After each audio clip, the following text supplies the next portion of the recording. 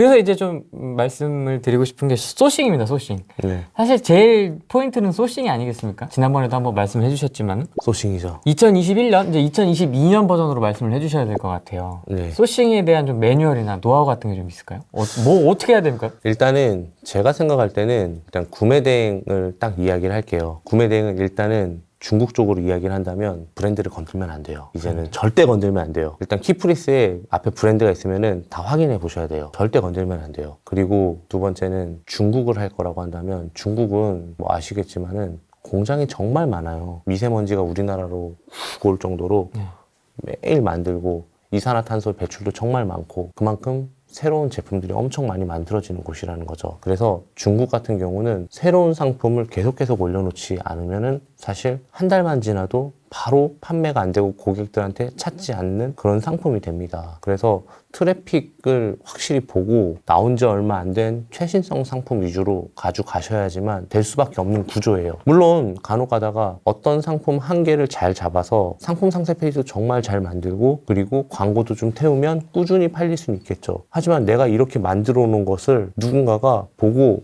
나 쟤보다 좀 더 싸게 그 가격 비교 묶어버려야지 이러면 끝나는 거예요. 그냥 인스턴트 식으로 좀 해보는 게 저는 그게 가장 좋은 것 같아요. 적은 노력을 들이고 그에 합당한 수익을 가져갈 수 있는 게 이 방법인 것 같아요. 그래서 최신성 위주. 솔직히 저는 어느 정도까지 이걸 관리하냐면 최근 2주 데이터까지도 최근 2주간에 판매된 데이터까지도 보면서 관리를 하고 있어요. 중국은 그런 식으로 구매 대행은 뭐 많이들 제 동영상에도 그런 내용은 많이 있으니까 여기까지 하고 병행 수입처럼 이렇게 수입해서 하는 상품들 같은 경우는 어떻게 하는 게 제일 좋냐면 내 몸에 가까운 상품들일수록 제일 좋아요. 그러니까 뭐 예를 들면은 저희 상품으로 좀 예를 들게요. 뭐 헬멧이라든가 뭐 디스펜서라든가 이런 것들 있잖아요. 손에 쓰는 거, 머리에 쓰는 거, 혹은 발에 쓰는 거, 허리에 쓰는 거 이런 것들은 못 기다려요, 사람들이. 당장 내일 필요한 것들이거든요.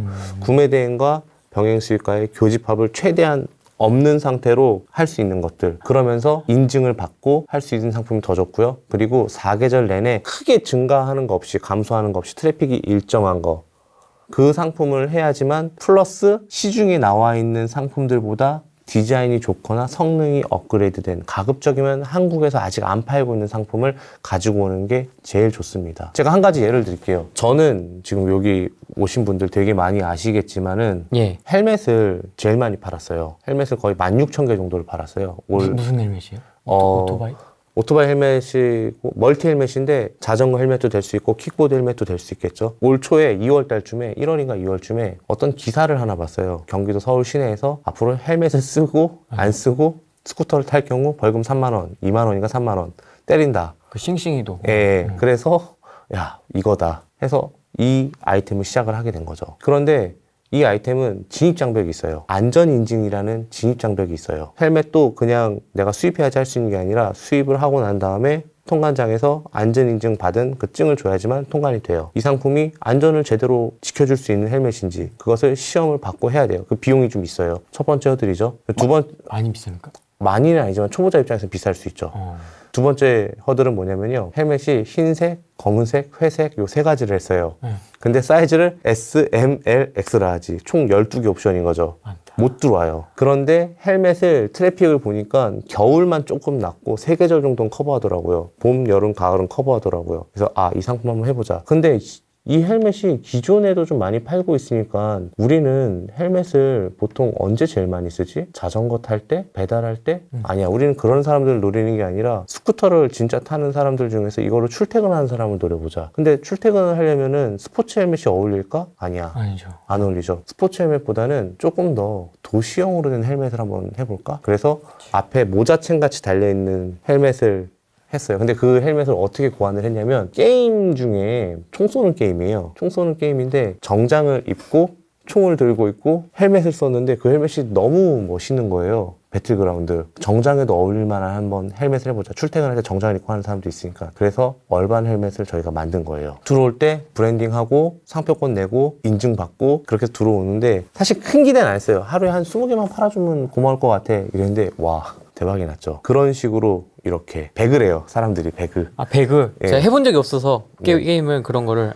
그리고 이거는 이제 몸에 가까운 거랬잖아요. 잘 봐요. 헬멧 필요한다고 생각을 해볼게요. 헬멧이 필요해요. 해외 구매 대행으로 3주 기다리고 살 수 있어요? 아니요. 내일 필요한 거잖아요. 네, 그래서 출퇴근해야 되는데. 재밌는 게 뭔지 아세요? 그래서 헬멧은요, 비가 오는 날에는 장사가 안 돼요. 내일 필요한 건데 당장 기분에 비가 오니까 헬멧 타고, 그러니까 스쿠터 타고 싶다는 생각이 안 들잖아요. 비가 오는 날은 장사가 안 돼요. 구매 대행은 2, 3주 걸려서, 그러니까 교집합 멀다. 한번 해볼 만하다. 이런 거였죠. 그게 이제 제가 헬멧을 하게 된 이유였었죠. 작은 것 하나라도 꼼꼼하게 분석을 해서 하게 되면은 되는 것 같아요. 와, 되게 디테일하다. 이 상품을 고르는 게 괜히 고르는 게 아니에요. 이 장난 로직이 아니에요. 있네요. 그럼요. 그러니까 논리 구조가. 제가 요약해서 좀 말씀드릴게요. 아니, 넘어가지 마시고 뒤집어질 것 같아요. 죄송합니다. 네. 원칙을 몇 개 말씀드리자면, 첫 번째, 몸에 가까운 것일수록 좋다. 두 번째, 인증을 받는 상품이면 좋다. 허들. 인증이나 뭐 옵션의 허들. 사실 초보자는 헬멧이 안 돼요. 하면 안 돼요. 왜냐면 옵션 너무 많아요. 돈이 많이 들어가요. 대신 옵션이 아니더라도 인증. 그리고 세 번째는 트래픽이 꾸준해야 된다. 근데 이 트래픽이라는 말을 어떻게 트래픽을 알아요? 라고 하는데, 네이버 데이터랩에 들어가서 다 내가 헬멧을 하고 싶으면 헬멧만 쳐봐도 헬멧의 3개년치 트래픽을 알 수가 있어요. 그 트래픽을 보고 우리가 가을에 훅 빠지는 게 아니네, 여름에 훅 빠지는 게 아니네. 그러니까 예를 들어서 선풍기는 여름에만 확 높아요, 가습기는 가을 겨울에만 확 높아요. 이런 건 초보자들이 하면 안 돼요. 트래픽이 꾸준해야 돼요. 근데 가장 좋은 트래픽은 뭐냐면요, 꾸준하지만 천천히 우상향하고 있는 트래픽. 이게 우리 생활에 자리 잡고 있다는 뜻이거든요. 차질을 점점 늘려나가는 그렇죠. 옵션을. 예. 근데 급상승하는 J커브가 아니라 천천히 가야 돼요. 그게 우리 생활에 자리 잡아가고 있다. 요 포인트를 딱 잡으면은 그거를 컨셉 삼아서 바로 할 수 있는 거죠. 약간 주식 우량주 투자랑 비슷한. 맞아요. 맞아요. 테마주를 말고. 이게요, 우량주. 부동산도 똑같고 주식도 똑같고 그래요, 다. 야, 재밌다 이거. 예. 웃긴다. 갑자기 훅 뜨는 거는 잘못 잡으면 상처 잡아요.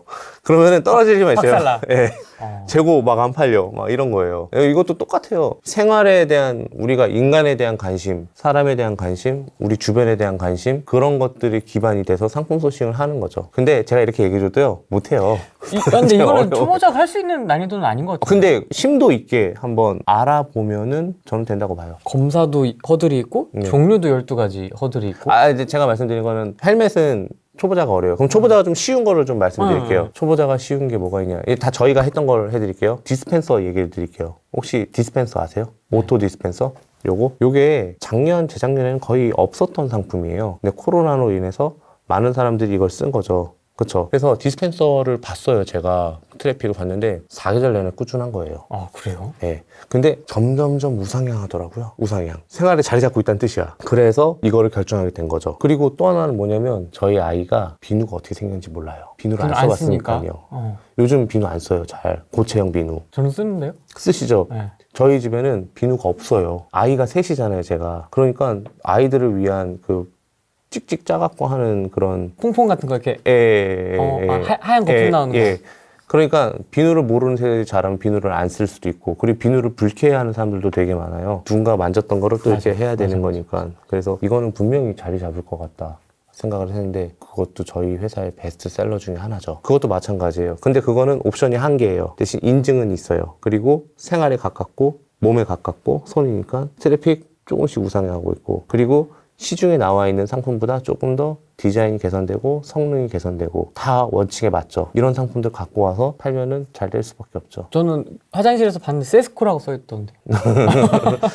그건 이제 빌트인으로 들어가져 있는 뭐 그런 거. 뭐 그게 이제 뭐 관공서라든가 양로원이라든가 어린이집이라든가 대량 구매가 엄청 많아요. 화장실 다 2개잖아요, 요즘에. 집에 2개씩은 무조건 필수예요, 이제. 여러분 비누 안 쓰세요? 이런 거 쓰세요? 약간 신선한데? 저는 비누 쓰거든요.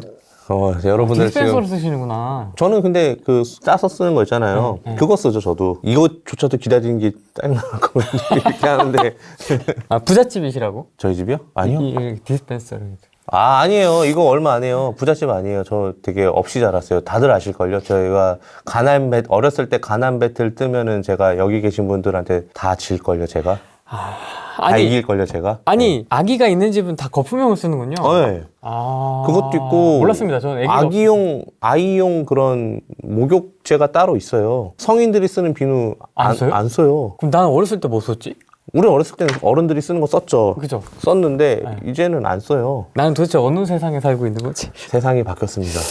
핸드워시는 폼으로 하고 바디는 비누로 하고 비누가 녹아서 관리도 은근 힘들다. 그 인증받는 건 뭐 비용이나 절차나 그 소요되는 시간이나 난이도나 이런 건 좀 어떻습니까? 쉽습니다. 이것도 알면 쉬워요. 우리가 괜히 인증받는다고 아, 하면은 어렵다고 하셨잖아요 아까. 아니 그러니까 하이바 이거 자체가 어려워요. 자체는 어려운데 조금만 공부하면 쉬워요. 인증을 다 알 필요는 없어요. 세상에 있는 모든 상품을 내가 어떻게 다 알아. 내가 팔 것만 하면 네, 근데 그거 의뢰해서 해야죠. 비용을 내면서 해야죠. 그게 진입장벽인 것 같아요. 헬멧을 디자인을 또 뭐 이렇게 개량을 하신 거예요? 아니에요. 그냥 있는 그대로. 이 초보자들이 정말 하지 말아야 될 것 중에 하나가 뭐냐면 내가 브랜딩을 만들 거야. 그러면서 금형까지 짜고 막 내가 막 디자인 설계하고 100% 망합니다. 안 해봤잖아. 처음 하는 거잖아. 네. 처음부터 그걸 한다고? 무조건 망해요. 중국에 얼마나 좋은 디자인들이 각각발을 얼마나 많은데 지금 트렌드를 다 반영한 게요. 그걸로 해서 이미 만들어진 상품에서 브랜드라는 게 로고만 붙이는 건 브랜드가 아니에요. 솔직히 저는 브랜드 스토리도 입혀야 되고 그 스토리에 입각해서 소싱도 해야 되고 톤 앤 매너 맞춰서 상품 상세 페이지도 만들어야 되고 그리고 그걸 기반으로 해서 앞으로 점점점 큰 그림을 그려가면서 나가야 되는 게 브랜딩이라고 하거든요. 근데 저도 처음에는 그런 식으로 시작을 한 거죠. 좀 새로운 영역을 보여주고 싶었어요. 사람들한테.